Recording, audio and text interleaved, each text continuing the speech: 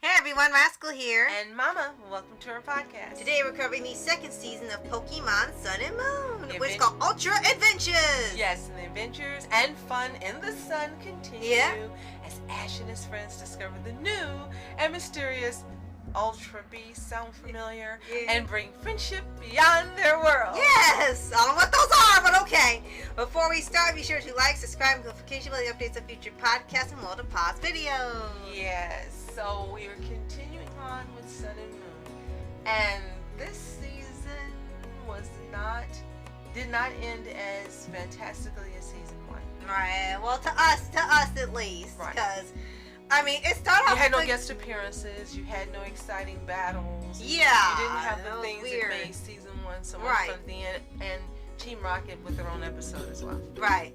And I guess as it was progressing, the one thing they're building up that's going to be in, I guess, the final season for Sun and Moon would be, they're going to have their own Alolan league.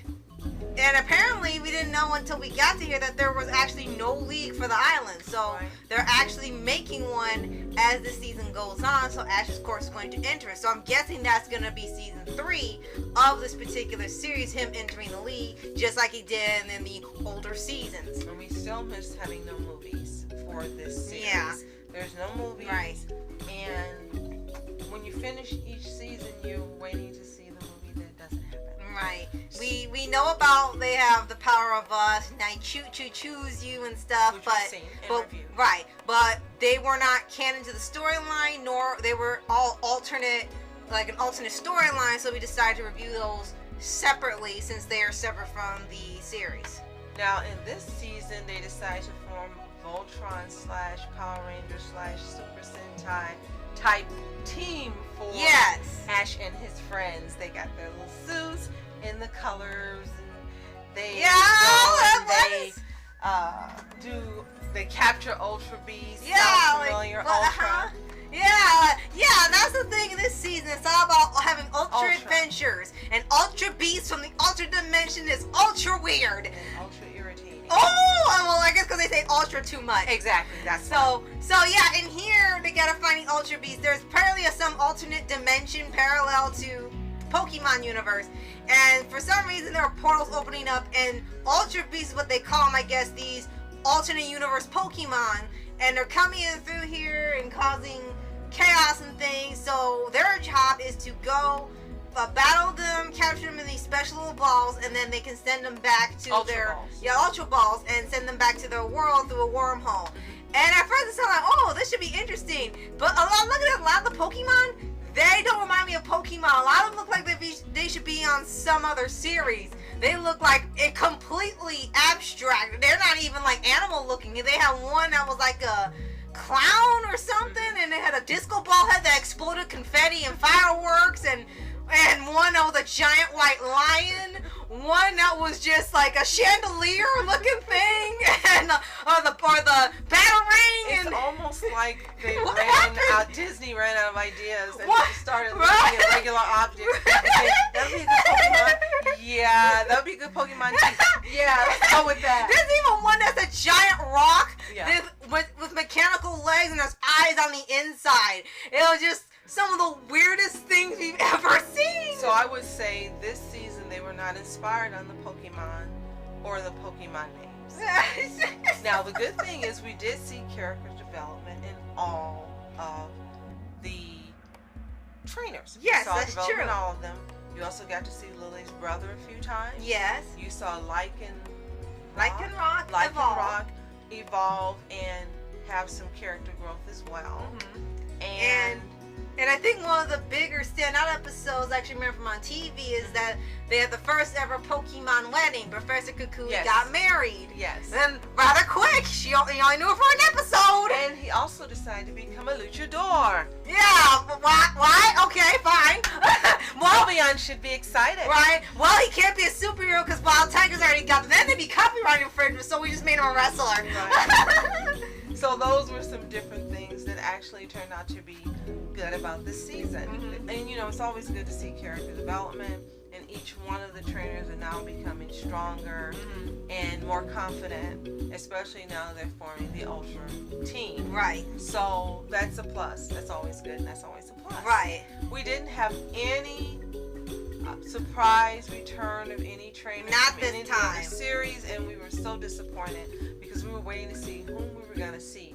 We barely got to see Team Rocket, but the good thing is Team Rocket is more like Team Rocket this season. Right. They got a few episodes to themselves, and they had a few with Ash, where they did some battles with him.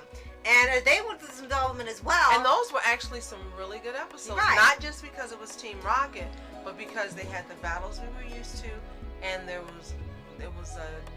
definitely interesting stories going on, and you learned some things that you didn't know about some of the Pokemon and about this version of Team Rocket and this version of Ash in this series. Right.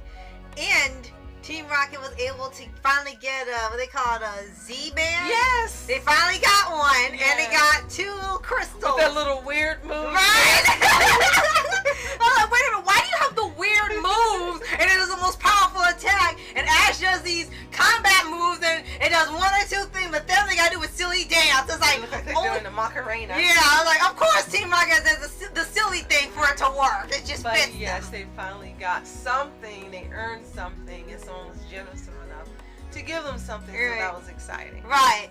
And we also noticed this season's a lot more shout-outs and references to other anime. Like, there's a ton for My Hero Academia with some of the names and the shout-outs and things. They kept changing their styles to look like other animes or more stylized to the wide-eyed animes. They referenced quite a bit, or referenced even Digimon of all things. They kind of went through many different references. They even started referencing stuff from decades ago when they started having sort of luau competition thing. Almost like something from Leo and Stitch. It's like they were starting to reference that even more. Right. So they just kind of used something from their own catalog and decided to apply it to Pokemon Sun and Moon. Right.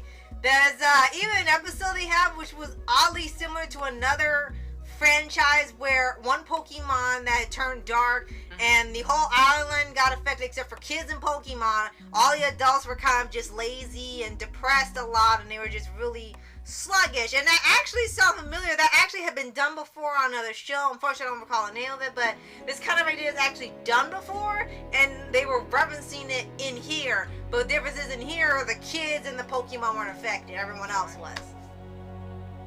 So we're looking forward to seeing how this series ends in season 3. We really hope there are some surprise guests. There are some trainers that return from the other seasons, and we want to see more from season 3. We really just want to be surprised and elated and just excited about seeing what it has to offer. Right. So we don't know. We haven't seen any spoilers, and no one's been talking about it because, of course, the show has ended, which is really good because we don't know what to expect. Right. Really like we'll be to surprised. We'll be really surprised. Right. And another thing we got to point out is there were 2 things.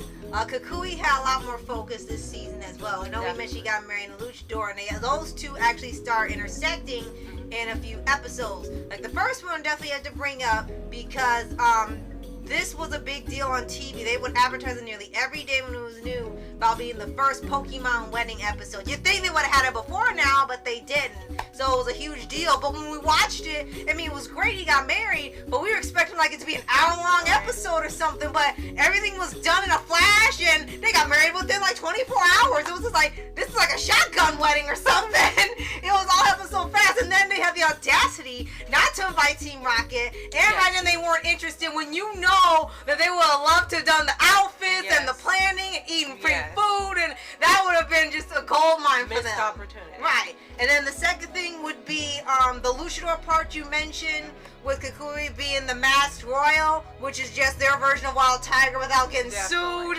And what was really weird is that you're not sure if the wife is pretending she doesn't know to give him confidence and boost him up, or if she's just that dense and she doesn't know his body and his voice simply because he has a luchador mask on his head.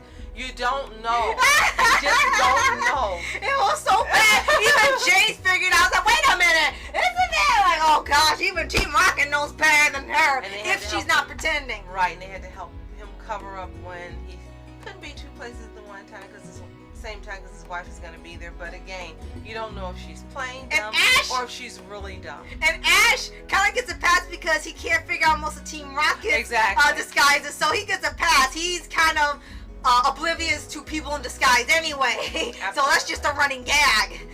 So, you've seen Pokemon Sun and Moon Season 2. Let us know what you think in the comments below. If you haven't seen it, it's available all 3 seasons on Netflix. Right.